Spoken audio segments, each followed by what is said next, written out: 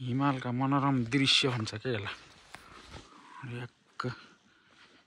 यो धुवा के हो धुवा ओ त्यो पारी चुन्डुङ्गा निकालेको ठाउँ दामी आउँदो रहेछ। यो धुवा हैन यो घामले ढाकेको छ। यो हाम्रो घरतिर गाउँपालिका यहाँबाट एकदम 360 भ्यू चाहिँ देखिँदो रहेछ दामी। यो पारी रैना देवी छहरा यो चाहिँ उसको मन्दिर के भन्छ यो गोखुङ्गाको मन्दिर।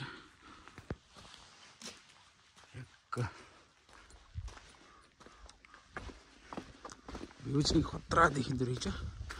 अरु त्यस्तै हो।